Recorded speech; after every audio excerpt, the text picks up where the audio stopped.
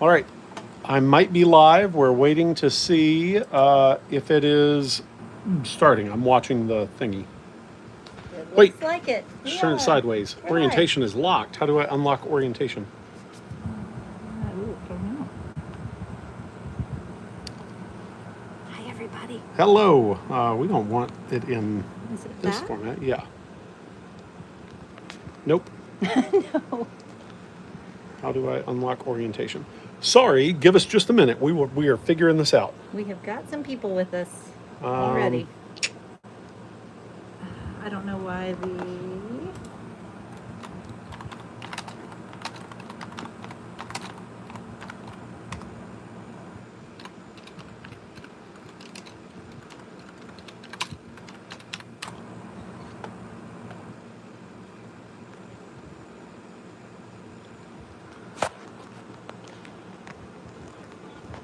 I'm going to stop this and start it again. Let's see. No, I don't. I don't think you want to do that because then it'll create a new one, right? Yeah, but I also don't want it to be in portrait. That's Why no not? good. Well, because then it'll show up that way in when people watch it later, or if people watch it later. I guess it doesn't matter. Hello, friends. We are in portrait mode, which is not my favorite, but what can one do? And so I figured I would just talk to y'all a little bit about Outlaw's Apprentice and the Kickstarter and other stuff that's going on. Thank you all so very much for joining in. And Liz is largely going to run the phone, and I figured I would do a little bit of sketching while we talked about the project. And given that this is a Q&A, I don't really have much planned aside from doing a little bit of sketching. And so if anybody has any questions, either about the comic or about the making of it, the Kickstarter, anything along those lines, please enter those in the chat. They will show up on the phone. Okay. So we can go ahead and turn this off. Hey, everybody. You're not going to see me much, but you'll hear me. So thank you so very much. As I assume you know from because you are on here, I'm Chris. I'm a cartoonist. I live in Western Kentucky. This is my wife Liz of 22 years. Our anniversary was what, 2 days ago? Yes. Congratulations. You too. Happy anniversary. You too. And so we're up in my studio. So this is the studio up here. It's got green floors, which I like, and wooden walls, which I like. And so, I didn't get. I've got some here. I'm gonna pass this over to Liz, and she's gonna film while I do a little bit of sketching. Thank you so very much, P. Valor. And here is this, if you want this thing. I'm going to ask if you're listening live right now. We do have an air conditioner running in here. I would like to keep it running because it's really hot outside, but can you all hear us okay? Please let us know. So I am going to use some big crayons to do some sketching on some pads. So I was doing a talk years and years ago, and I used to do talks and live drawings and things like that at panels or at school presentations or things along those lines. And I would use Sharpies or I would use a permapaste marker, and I tend to draw pretty fast. And when I'm drawing big, it would break up on the page. If y'all have ever drawn big with a Sharpie, it breaks up really fast. And I was on a panel with Craig Thompson, and he pulled out a big crayon, and I thought, well, that is about the smartest thing I've ever seen, because you can draw as fast as you want with a big crayon. And so now, when I do presentations or do bigger drawings, I just get a pack of these Crayola Jumbos for a couple of bucks and pull out the dark ones, and that is what I generally use. So I figured that while we're chatting, I would draw some of the characters from Outlaw's Apprentice, and this way Liz can shoot it from a distance and we don't have to worry about it. So thank y'all very much for joining us. I'm going to flip it around and be over your shoulder. Okay. Sounds good. So I've got two lamps, and I've been using these types of lamps for a while. I just drill holes in whatever desk I'm doing and pop them in there. These come from IKEA. And I love them because I tend to forget and accidentally rest my face against them. And no matter what bulb I have in here, they don't get hot, which is great because otherwise I would be covered in burns. I also, because sometimes I'm leaning in real close, I put half of a little red cellophane over this so that it doesn't blind me while I'm working, since I mostly need that half anyway. But two lamps is good because it mitigates the shadows a little bit. So I'll start by drawing Urska. So Urska is one of the characters in Outlaw. She is a mercenary, and I really like and have always liked tough person who's good at fighting, is saddled with a youngster who is not in dangerous situations narratives. True Grit is one of my favorite books. I always, as a teenager, liked Wolverine and anybody else stories. It's a fun dynamic. That you have that in Lone Wolf and Cub. You have it in The Mandalorian. You have it in The Last of Us. It's a good shtick, and so so this is Urska, and originally, she went through a lot of iterations, but generally speaking, has remained pretty close. So she's got these chainmail and leather pauldrons, which are these shoulder bits, and I change how I draw chainmail from panel to panel. A lot of times I'll do it like this, which is sort of these lines and little circular bits to suggest those rows of chains. Sometimes it'll be done like this. I tend to do it like this if I'm going to be painting, because then I can sort of these alternating rows. If I'm going to be painting, then I can sort of go in and hedge in these dark areas in a way that doesn't always look great when I'm coloring digitally, and so I tend to do this when I'm working for the comic. These pauldrons are connected to this tabard, and originally I was thinking that this would all be one part of things, but she doesn't have pauldrons for the first chunk of the book, and so I still wanted her to have that tabard, so it's a separate piece, and there are strings that hang off of most any craftsperson's tabard in this world. These aren't actually on here, these are just to show where they are. That for a lot of people, they will run these through an apron or through a chest piece or something like that to protect their clothing from the damages wrought by their trade. But for soldiers and mercenaries, they attach their armor to them. And I figured that was going to be a lot easier than having to deal with, straps or things like that. I don't like straps if I can help it. Drawing them, partially because when I'm doing a drawing of a character, any diagonal straight lines like this help to suggest the direction of the form of the body, so it makes movement really clear and easy to see. Whereas if you have diagonals on there, all of a sudden you are diminishing the clarity of where the movement is coming. You have this over here, all of a sudden I can't use that diagonal to suggest a diagonal body movement, whereas keeping these sort of right angle straps or folds or whatever it might be really helps to allow action to be very clear in standalone images. So for animation or games or something like this, no big deal here, but for still images, something like this I find works a whole lot better.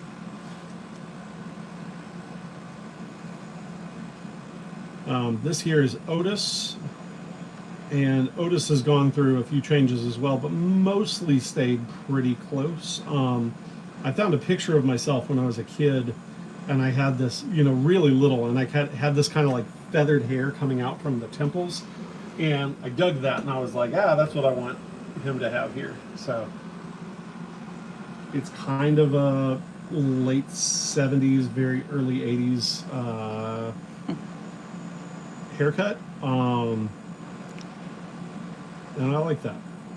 So Chris, someone that you met in Michigan, says hello. Hello. I never know how how close a YouTube name is to to somebody's name, but maybe. Hi, friend in Michigan. Hello, is that Yes. Quinpress? Yes. Quimpers. I don't know how to pronounce it, but hello. Thank you for Hi. joining here.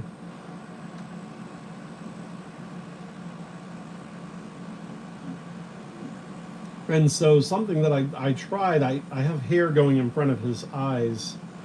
And in coloring, I've decided to just leave this hair colored. And just in looking at it, you think that the eye has some slight color on it, but it doesn't. Your eye just kind of tells you that it must.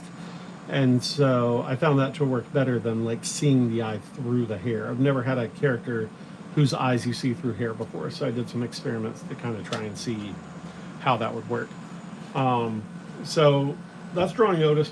Otis is a heavier kid, and that's a little bit tricky for me to draw in a way that still works with the natural anatomy, because you don't want it to just be like a cartoony round shape that kind of moves around. You still want to think about like where the neck is turning and things like that.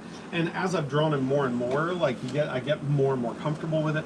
But a lot of times I'll still put that neck and spine in there if it's a complicated shot, and build his skin around that, so that I know like where all of the structural mechanics for his body are.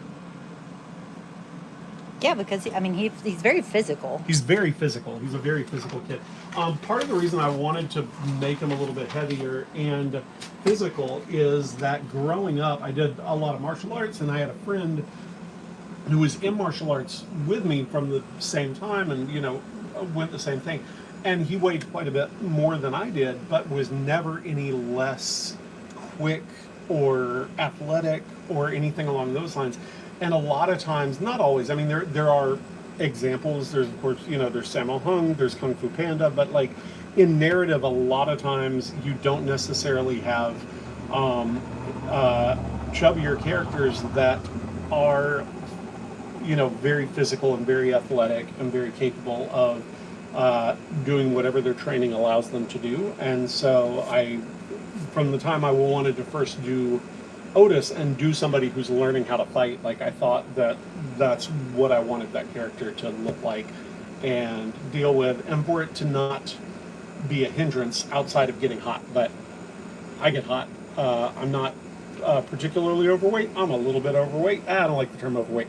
I'm not carrying a whole lot of excess poundage, but I still get very hot outside. And Otis gets very hot too, and that will become a plot point in book 2. So they've got a couple of different swords that they use in this series. So most everybody has what I call the police special. Well, I call it that to myself. And that is this type of sword here. It's got roughly 30-ish inch blade and a comfortably two-handed handle. With a heavy pommel. This came about because I was making a little costume sword, and I made the handle too big, and I realized that it felt the way that like the lightsaber toys I would make when I was a kid felt, and the dimensions were very lent itself very well to athletic movement, and very dramatic and showy movement with a lot of control. And I thought, well, that'll be really fun. And so basically this is essentially the mass-produced sword of this world. And so all of the brass caps have them. Erska takes one from somebody, and that is what she uses and what a lot of the sort of your standard villains are going to use. The other sword, which is where the title of the first Outlaw's Apprentice book, Broken Blade, comes from, is the Sword of Ambrose, which is this national treasure type of thing. And I wanted this to kind of look like a Bronze Age sword to a degree, so it's got these sort of raised elements and this braided handle. And this sword is broken. And what makes it notable in the story as part of the country's foundation myth is that the material from which this sword is made is theoretically not breakable. You can melt it down, you can do some other stuff with it, but you can't break it.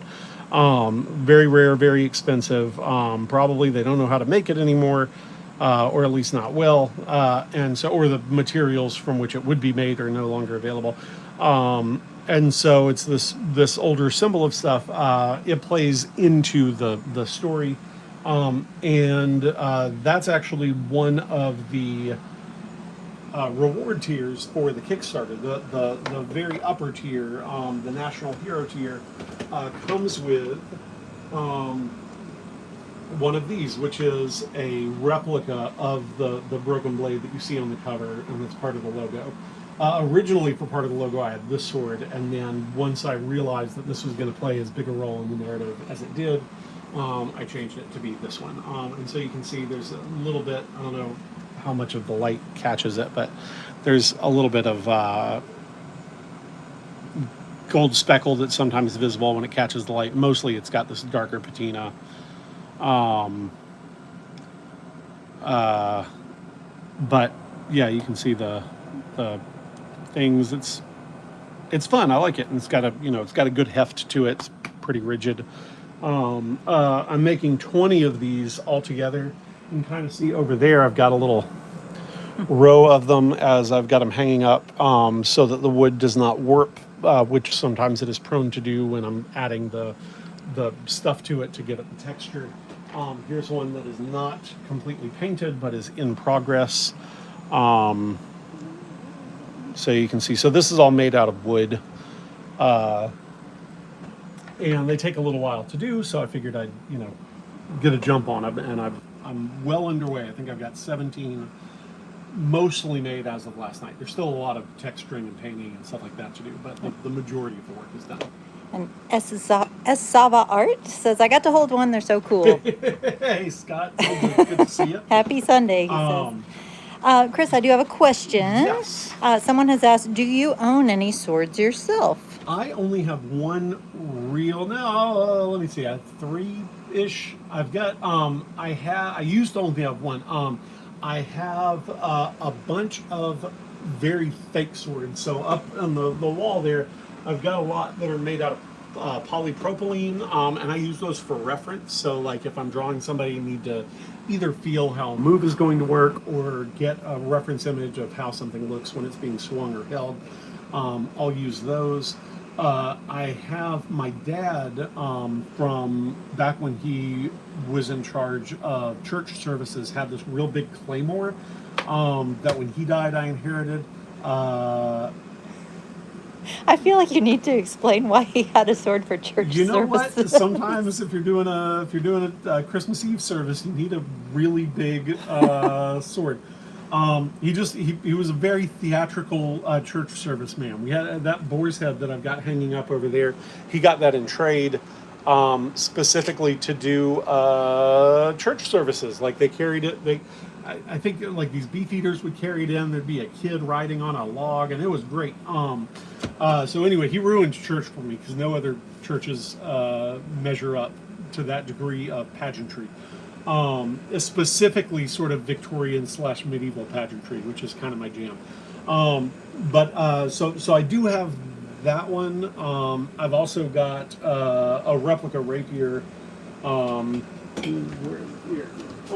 And we have cats. We have cats everywhere. We do. Cats are everywhere. Cats.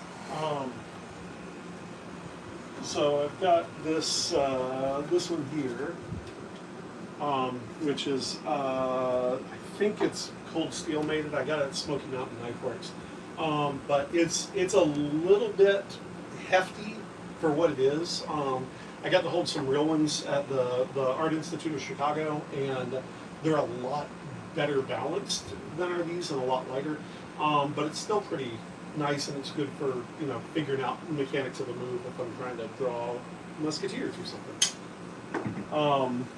But that's the only sharp one that I've got. Everything else is dull and made of plastic. Or I've got, I'll make the ones that are in the stories. So I've got like this is Urska's sword, so that I can figure out like how that's going to work.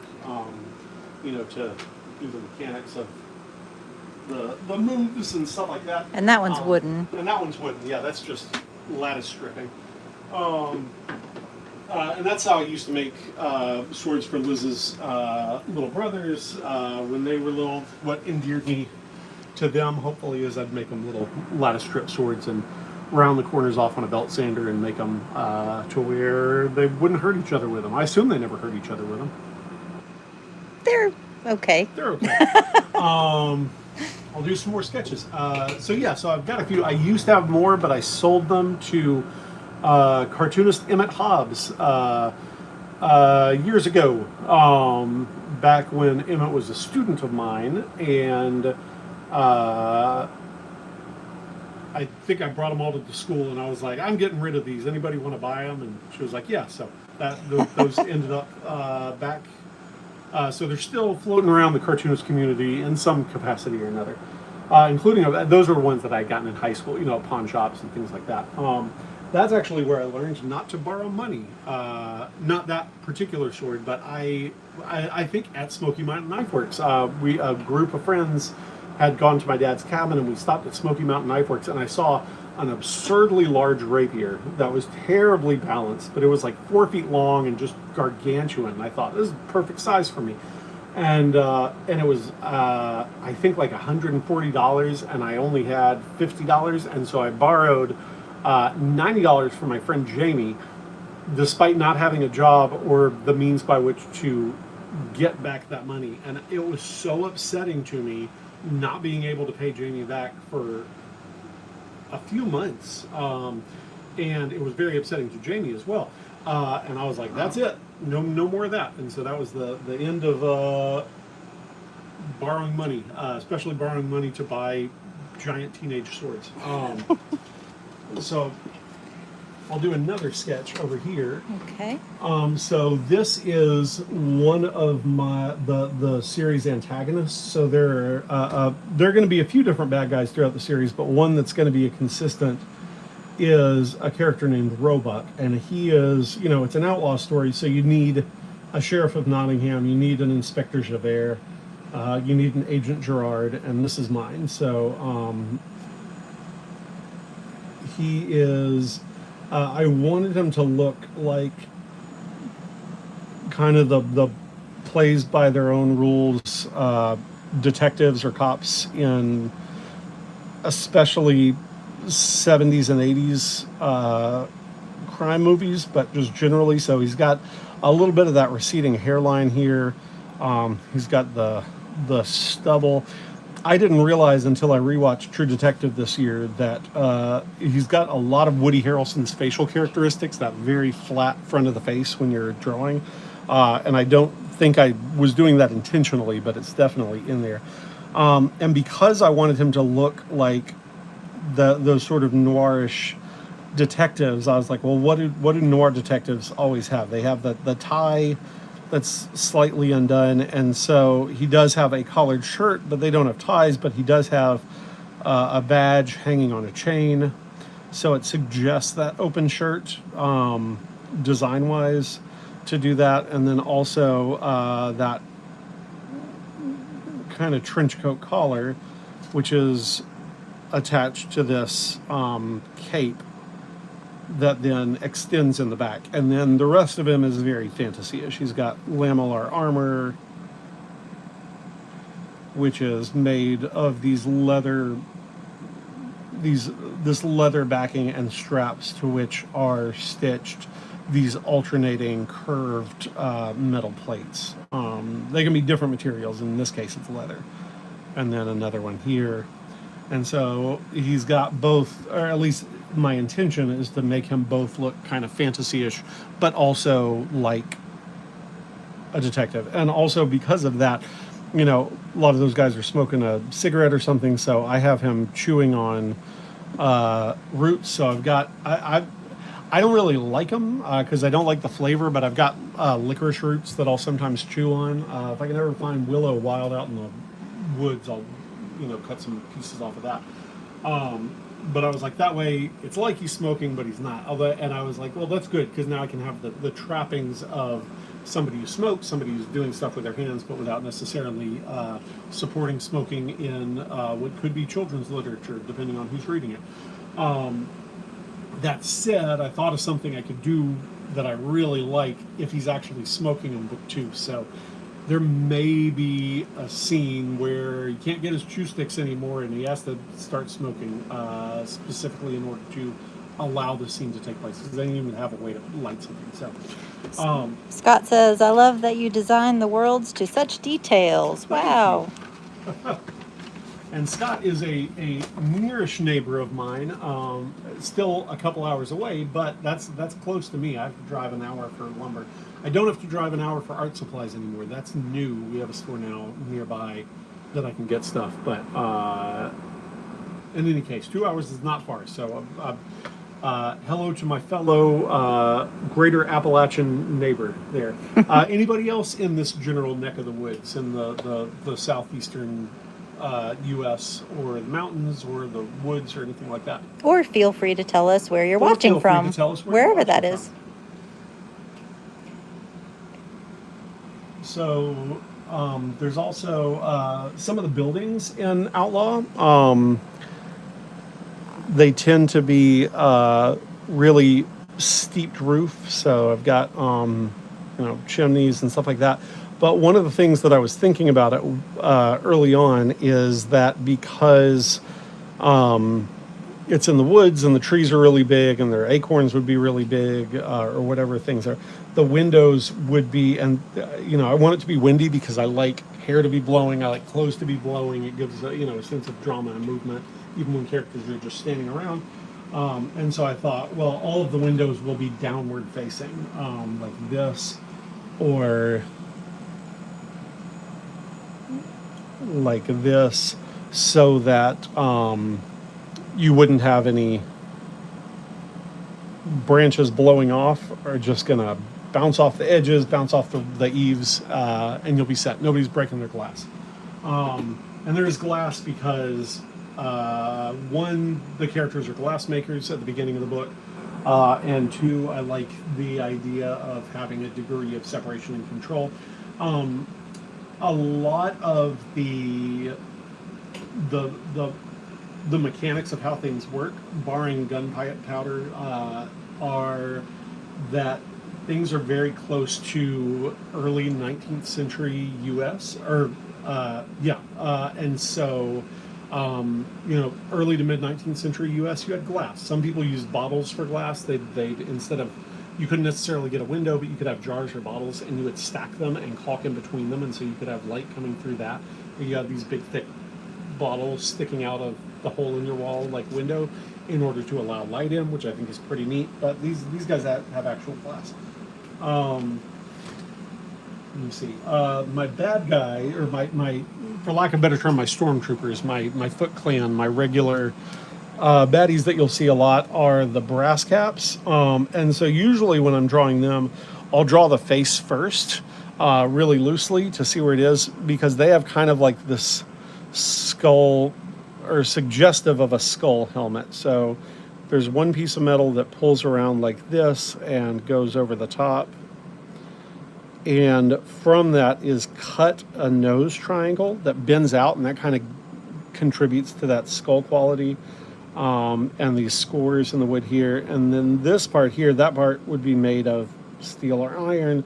And then this part is made of brass, which is where they, or at least gilded in brass, and that's where they get the name brass caps. And that sort of dehumanizes them to a degree. I still like playing with the idea that they are very much human on the inside, and so they'll have their own issues and talks and concerns and things that they're brave about and things that they're cowardly about and whatever else. But I think that sort of homogenizing their general appearance helps to make it clear, who they are, what their role in the story is at first glance. Any other thoughts or comments? People are joining us from New York City, Hey, from okay. Alabama, Nice. from Brooklyn, Ohio. Did you ever live in Alabama? No. Okay. Your relatives lived in Yes, Alabama. I You visited visited. Birmingham a lot. Yes, Ohio and also Aurora, Oh, Illinois, fantastic. We've been in with a second Illinois. home on Blue Sky. Oh, nice. We've been in Illinois a few times. Recently. And Minnesota. then, yep, and we're Nice. going to be in New York City in October for the convention, which is fun. So Yes, we we will. found out recently that we are tabling there, and so we've got our hotel, and we'll be getting in a day early this time to hopefully do some New Yorkie stuff, because usually we get in too late, or it takes too long to set up to be able to plan on doing anything that evening. And that ends up being it. So it'll be nice to do that. So I'm gonna, Someone's here from Maine. Thank you for joining nice. us. I'm gonna draw Otis again here. Sure. So Chris, I'm gonna admit that I did not read the description of this video. Is there anything that you specifically promised to cover in this conversation? I don't know that there is. I guess the Kickstarter. So, I was going to show some of the original pages. Oh, that'd be great. I just figured doing some drawings might be Sure. fun. Always. I just want to make sure we deliver what Yeah. was promised. So, so the Kickstarter has been running for about 3 weeks, 3.5 weeks, and is coming up on ending on Thursday, and it is it's doing great. I could not be happier with how it's gone. We are getting very close to the final stretch goal, and that is the library stretch goal. And what happens if we hit that is that every public library in Kentucky and every public middle and high school library in Kentucky that requests one, because I don't want to send a bunch of stuff to schools unsolicited, but solicited is fine. They will all get a free copy. So we'll print up extra copies. That'll that extra amount in the Kickstarter will cover the shipping for it, and so that'll put us to where once we have made back our expenses and the expenses accrued in the making of the book, then the money after that will go towards doing that library thing, which I'm very excited about. Whether or not that'll happen, I don't know, but I got my fingers crossed, because we're close enough that it is very feasible that could happen. And so I figured I'd show y'all some of the pages here that we did. So, there's another cat. There's cats everywhere. Really? Here's a hidden one. So this is the third cat that y'all have seen today. Hey, little man. Hey, buddy. Oh. He likes to crouch in the printers and sometimes vomit into them. Yeah. Buddy, what are you doing?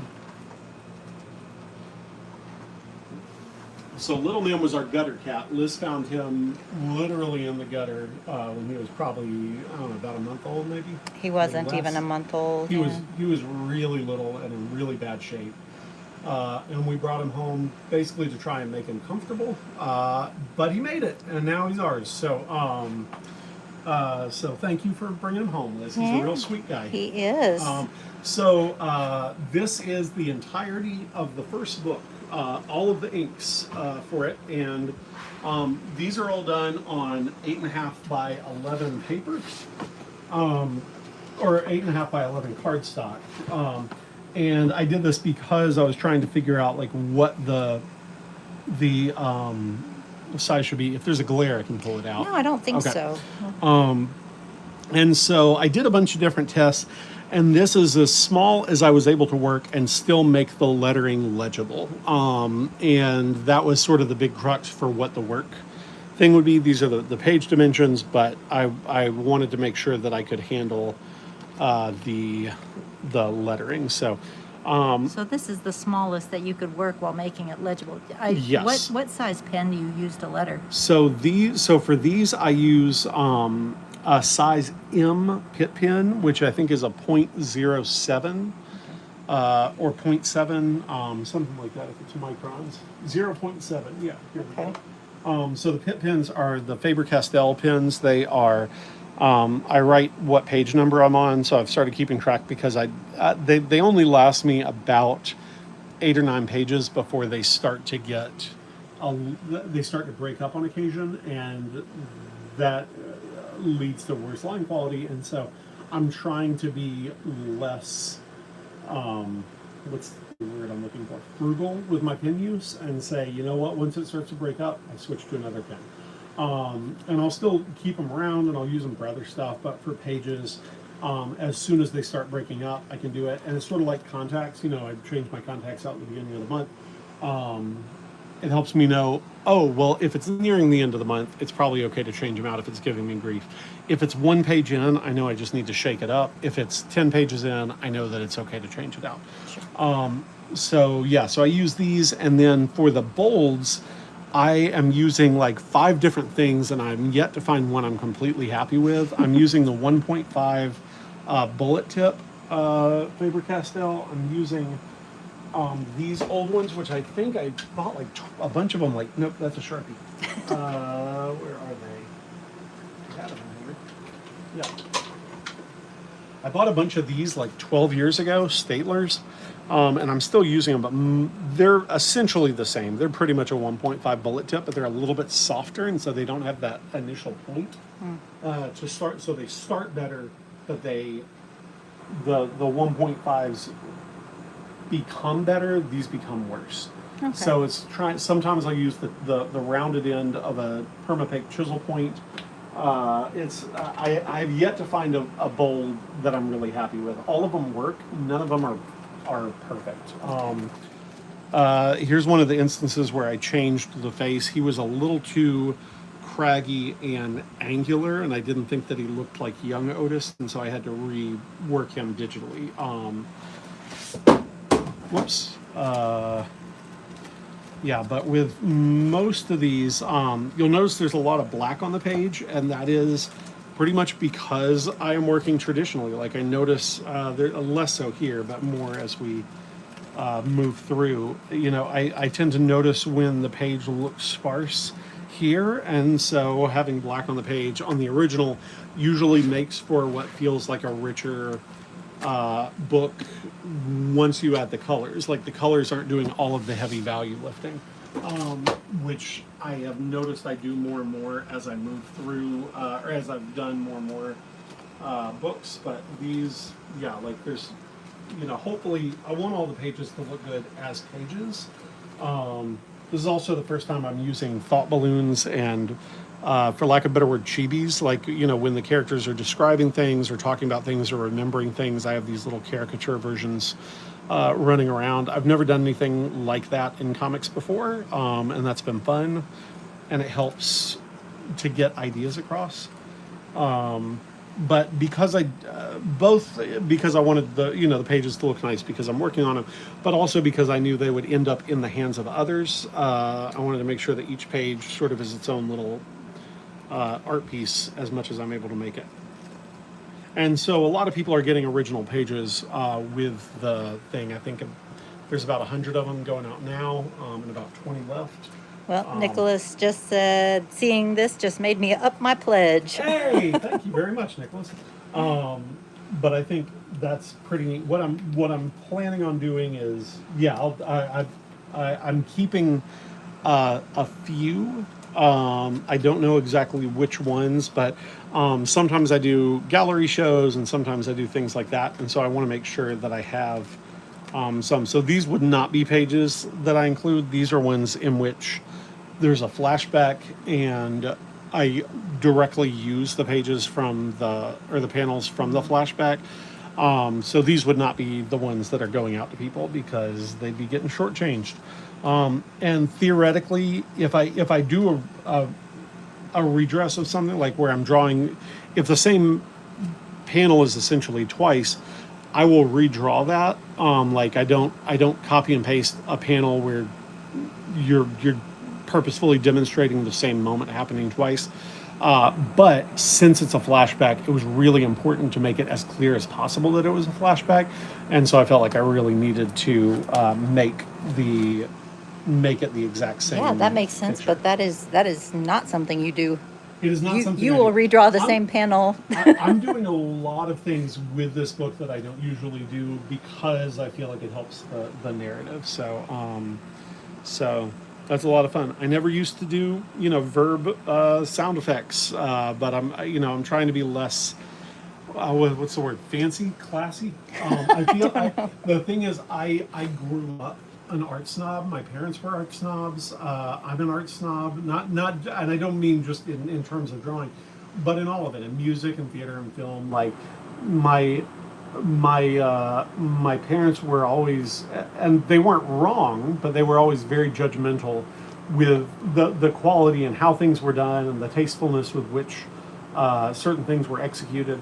And that has been a big part of my stuff from the get-go. Like I think about that a lot when I'm looking at stuff. And to that end, there are a lot of things that I think of as either tools that are either classy or not classy. And to equate it with like film, you might think of things that are in like grindhouse or kung fu pictures, like a fast zoom, or a whip crack sound effect, or the camera being sped up, or something like that. And those are things that I don't think that you would put in a serious movie. But why not? If they contribute to the narrative experience and if they continue to help. Anyway, I have a lot, and so you can look at people like Sam Raimi or Baz Luhrmann, and they don't care, and they're just trying to elicit whatever audience response they can best elicit using every possible tool at their disposal. And I think that there's something admirable about that, and trying to find where the balance between making the best thing that you can make and also not getting hung up on being fancy yourself is kind of important. I've got an Alan French quote hanging up on the wall somewhere over here, which is he wrote The Red Keep and Rolf and the Viking Bow and some other kid adventure things back on in the early 20th century. And he had a quote that said something to the effect of, if you try to do your best work and not take yourself too seriously, you have a chance of having a happy life, or something to that effect, or of doing good work. And that's what I'm trying to do with this, is sort of separate my formal prejudices from what is best from the book, and when those are in contrast, go in the direction of what's best for the book. And in doing so, I've actually found that I'm absolutely delighting in those moments in a way that I wasn't expecting. Yay. So those are the pages. Well, thank you for joining us, John Michael. Oh, hey, John Michael. All right. So Chris, we are just a little over 40 minutes. Okay. And if anybody has any questions for Chris or want to see me draw something, I want can to do see one him last draw something, drawing as well. just one? Okay. throw it in the comments, and then we will wrap up. We really appreciate everybody joining Yeah, us. thank you all so very much. I haven't done one of these live things in a while, and It reminded me how fun this is. Yeah. And you've hung with us this long despite my Yes. shaky camera work, so thank you for that. There's Nico. The Caps are very glad that both of us are up here. Usually they yeah. have to make a decision as to who they're going to shadow. So that's another That's thing. Nico. So Moni's over here. Yeah, there's Mona and there's Nico. So if you have read the prologue to Outlaw's Apprentice, the teens are named Mona and Nico. So their names were stolen from our cats, and probably their personalities too. We'll So. get a little close up. Hi, Moni. Yeah, she's not sure. And then Nico is just our sweet orange boy over there. Yep. Okay, so Chris, you got some questions. Okay, Yes. how has it been? Well, first, here's a quick one. Will you be making it to Dragon Con this year? I will be making it to Dragon Con. I am very excited. I have to do something that I've done the last 2 years, and I'm going to do it again. Is a couple of years ago I made these little wooden dragons that I gave out to all the kids, and then eventually to a lot of people. And then I did the same last year as well, and they say 2024 and 2025 on them. And I think I'm going to do that every year because kids came back this year or last year hoping that I had another dragon, and I did, and they were excited about it. So that's fun. So if you are at Dragon Con, come by. I will have a little wooden dragon. When I say wooden, I mean Oh, step over in this direction. I don't know if I have I any keep up bumping my here. head on something. Do I have any of the trackings up here? I That I do. don't know. You all are getting an impromptu tiny tour over here. Yeah. But basically, they're like this. It's a little wooden thing. It's a dragon on a rock, and the rock says the year and Dragon Con. Yeah, I don't know where those are. I'm sure they're Oh, somewhere here's one. amidst Hey, all I've got of one. these. So this is last year's. And then the one before that was green. This year's will probably be blue. And slender. This is a stout. He's beefy. He's a beefy guy. That's the word I was looking for. Will says, excellent. I have my dragon from last year on my desk at work. Hey, all right. And then over here, these are so as they went out yesterday. As of yesterday, these are all of the Lord of the Rings figures that Patreon mail backers have gotten this year. So I just wrapped up August, so I still had another one of those. I still have a few left to do in September's, and a lot to do in the subsequent months. But those have been fun working on those. But so I will be at Dragon Con this year. It is a museum of wooden figures. It's a museum of I've got the pirate stuff over here. Here's the yeah. Santa's Workshop set. Santa's Workshop, the paper theaters. Yeah. There's a bunch of stuff. So Yeah. we'll do a proper full studio tour at a future date. We'll maybe dust it a little bit. Maybe dust it a little bit. It does not get dusted. No. Okay, another comment. Before COVID era, I thought about a community ed make a comics class and use your tangent tutorial as a handout. Hey, thank you It was so one very of the much. best they had. I am so glad that thank you for doing that for your community. That's wonderful. Okay, I'm going to back up. How has it been converting Outlaw's Apprentice from a vertical scroll to a more traditional book format? So that was actually very easy because when I went at it, I designed it to where no panel would be bigger than the phone, and basically tried to align the phone and the mass market paperback size that it was going to be printed at to where those would be roughly the same size. And so I went in knowing exactly what my width dimensions were going to be and what my height dimensions were going to be, and that made it to where there was effectively no translation. I could just make everything work as one thing from the get-go, or at least work as best as I'm able to make it work. Hopefully it works as a scroll. Theoretically, I could have put space in between the panels, and I thought about that to space out the reading time, because it does take less time to read than do some other webcomics, because you're reading it all in one block. You don't have to take the time to scroll in between panels the way that you do with a lot of those. But I felt like that would create a different reading experience than the book, and I wanted people who couldn't afford the book to be able to read it for free with the same experience on Webtoon, and I wanted the people who got it on Webtoon and liked it and wanted a physical copy to know that they were going to get the same experience when they were reading it. And so there's a very little formal difference between one and the other. Okay, thank you. Any drawing requests, or should I just do what I feel I like? think you get to choose. Okay. Artist choice. We do have a comment here that says, doubt it's cost effective, but there's a small kids con in Maine in November that I've started taking my kids to. Just saying. Is that the one in Portland? I will wait for a response and let you Okay. know. I know there's supposed to be a really good one up there, and I have never made it up there, but I'd like to at some point. I mean, I'd like to go to Maine. Yeah, it would be nice. Okay. We've never been to Maine. We've only read Stephen King books. That's the closest we've gotten. I know, probably for Mainers, that doesn't count. But look, you said Mainer. Yeah. Okay, so what are you going to draw? Or is it a surprise? I think I'll draw Urska, but doing something sorty. So. Yes, it looks like that is the one in Portland. Okay, yes, I've heard very good things about it.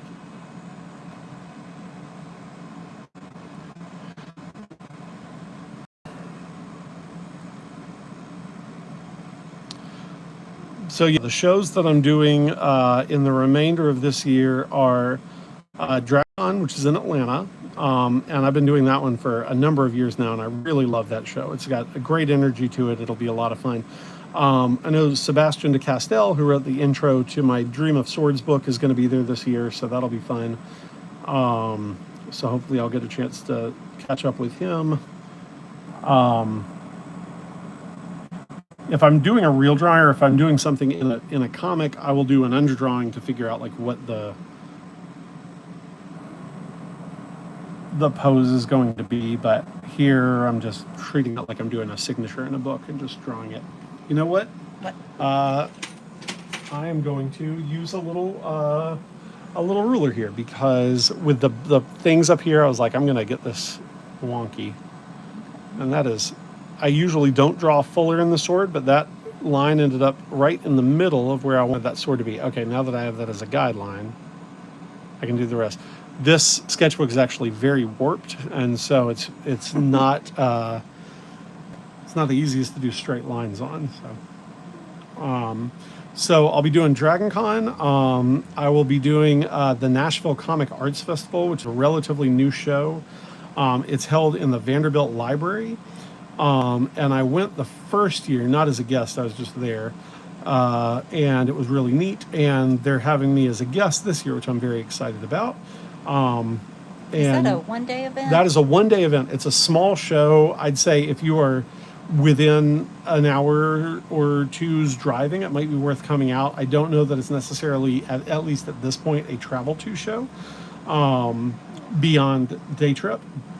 But I may be wrong. I don't know. And I certainly don't want to downplay the show's quality. But I am very excited about it. I think I'm going to be doing a presentation at it. I'm not sure exactly what that's going to be yet. I think Ryan is the librarian there, and he asked, he was like, why don't you do one as a Kickstarter? And I said, I could do that. Or about Kickstarter, because at the time it hadn't launched yet. And I was like, well, what if it's a failure? And then I said, wait, no, I'm happy to do it even if it's a dramatic failure, because then maybe there, it could be, well, here's how you learn what not to do. What not to do, yeah. I mean, I would prefer it not be a terrible failure, and it's not. It's doing great, and I'm very happy about that. So we are thankful for the support. As I said, I love wind. There's a lot of wind because I want blowing fabric and blowing hair. She's got this sort of rat tail dreadlock, which I like.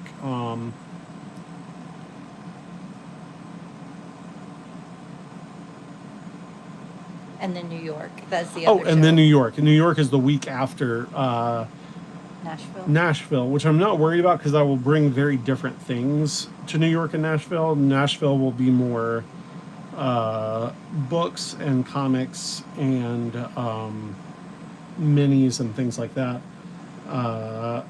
New York is more of a print and doodads show, so doing two shows back to back is a little bit tricky, because you can run out of your stock on one and then be in trouble on the other. But I don't think it'll be too much of an issue here. So actually, I should hold this up. No, okay, that works. I was like, I'm at such an angle that I don't actually, it's such a big piece of paper, I don't actually know how it looks. So, it looks pretty good. There we go, and I'll do a little. She's surprised or something. Yeah. Guys, thank you all so very much for joining me today. It's a real treat to get to talk to people. Yeah, I'll at some point do some kind of live draw thing down the road. But for now, doing it with the crayons and quick was fun. Thank you for joining me on your Sunday. Thank you for either reading or backing or considering giving a look at Outlaw's Apprentice. It's a project that I've been working on for a while, and I am having a great time with it.